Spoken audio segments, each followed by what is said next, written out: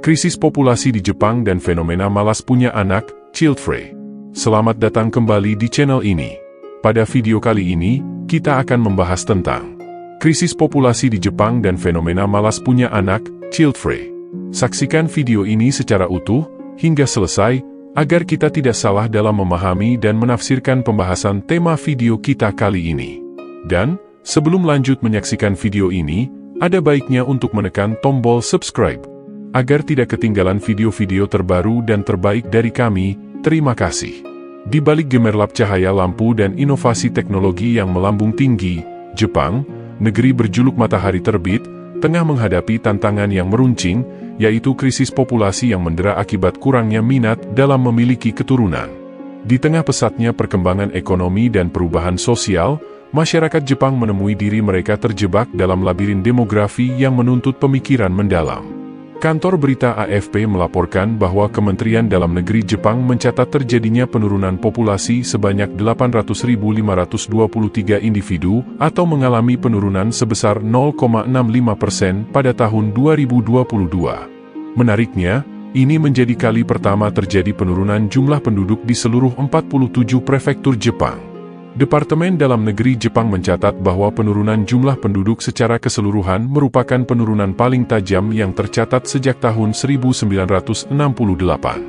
Negara Jepang dengan jumlah penduduk mencapai 125 juta jiwa mencatatkan kurang dari 800.000 kelahiran pada tahun lalu, sementara biaya perawatan lansia justru mengalami peningkatan.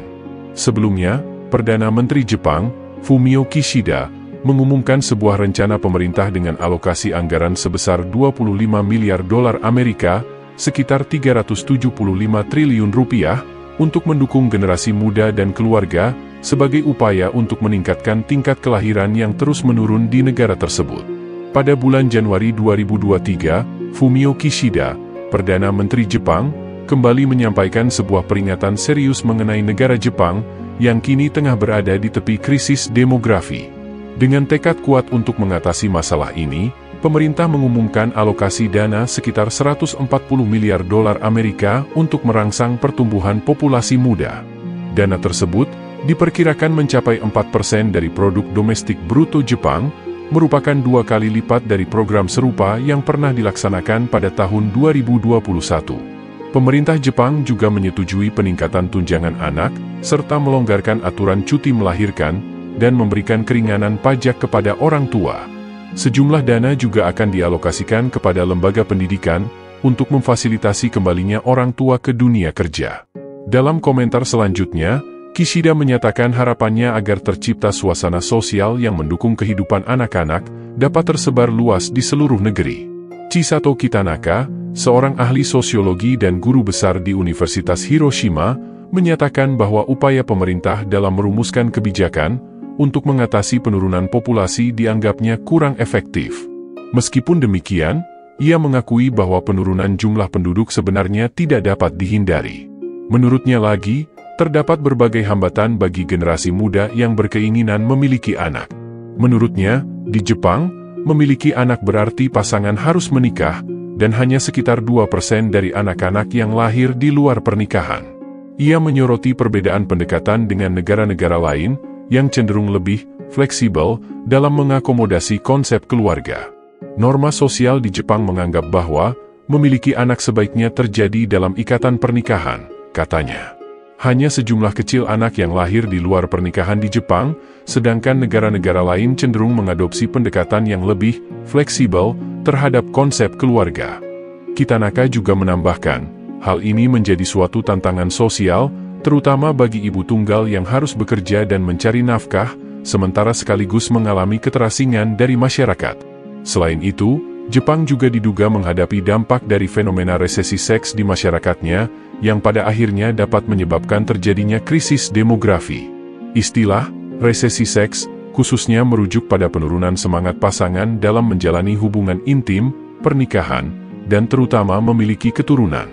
Pada akhirnya, resesi seks berdampak pada penurunan jumlah penduduk negara Jepang secara signifikan, karena rendahnya angka pernikahan dan kurangnya keinginan untuk berhubungan intim dan memiliki keturunan.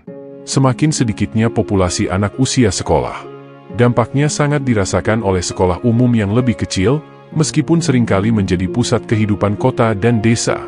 Dilansir dari Reuters, pada awal April lalu, hanya 2 siswa bernama Eita Sato dan Aoi Hoshi yang menjadi lulusan terakhir dari SMP Yumoto di desa Tenei, Prefektur Fukushima, Utara Jepang.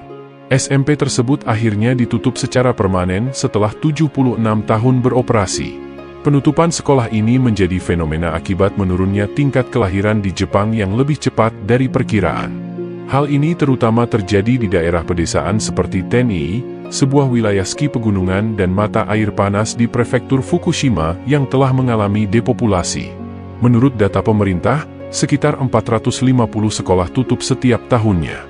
Dari tahun 2002 hingga 2020, hampir 9.000 sekolah telah ditutup secara permanen, menyulitkan daerah terpencil untuk menarik penduduk muda yang baru.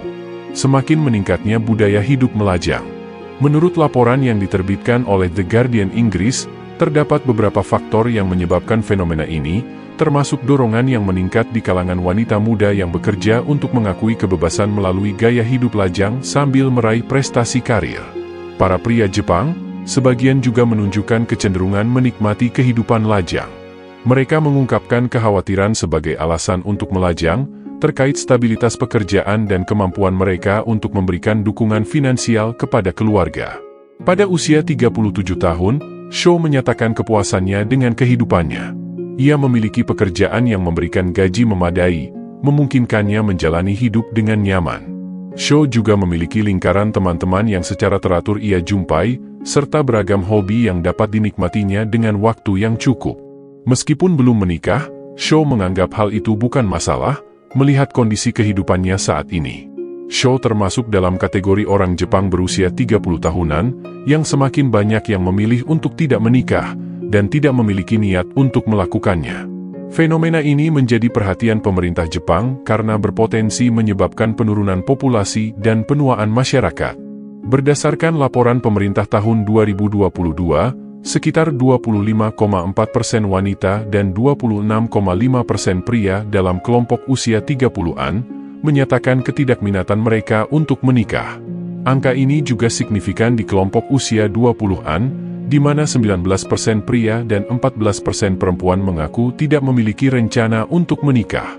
Aya Fuji, seorang ahli psikologi yang terlibat dalam kampanye untuk mendukung kesehatan mental, melalui program bantuan pemerintah di Tokyo, menyoroti penurunan angka kelahiran Jepang sejak tahun 1970-an, semakin lama menjadi masalah yang memprihatinkan. Menurut Fuji, ada beberapa alasan yang mendasari situasi ini di masyarakat Jepang. Salah satunya adalah kestabilan upah yang relatif tidak berubah selama bertahun-tahun, menjadi faktor beban finansial yang terlalu berat bagi banyak generasi muda untuk membentuk keluarga. Tidak hanya itu, adanya fenomena semakin banyaknya perempuan yang memilih untuk tetap bekerja, daripada meninggalkan pekerjaan ketika mereka mulai membangun sebuah keluarga. Apa yang saya amati adalah, semakin besarnya minat generasi muda pada buku komik manga dan acara anime. Mereka lebih memilih dunia tersebut, daripada terlibat dalam interaksi sosial di kehidupan nyata, ungkap Fuji. Karakter di manga dan anime tidak memberikan konflik atau keluhan pada diri mereka. Fuji juga menduga, bahwa banyak generasi muda saat ini mengalami kekurangan keterampilan sosial yang semakin diperparah oleh tren keluarga kecil yang hanya memiliki satu anak. Dengan demikian, anak-anak tersebut tumbuh tanpa interaksi sosial yang memadai atau pengembangan keterampilan yang diperlukan dalam kehidupan sehari-hari. Akhirnya, meskipun pemerintah Jepang telah berupaya mengatasi masalah ini, Fuji meyakini bahwa tren ini tidak akan berubah dalam waktu dekat. Menurutnya, generasi Jepang yang tidak memiliki kemampuan berkomunikasi dengan lawan jenis di usia 20-an dan 30-an akan semakin kesulitan menemukan pasangan hidup dan penurunan populasi di negara ini akan terus berlanjut. Nah, demikian tadi video kali ini tentang krisis populasi di Jepang dan fenomena malas punya anak, child free. Terima kasih sudah menonton, semoga bermanfaat dan mencerahkan. Jika ada pertanyaan, kritik ataupun saran, silahkan tinggalkan komentar di bawah ini.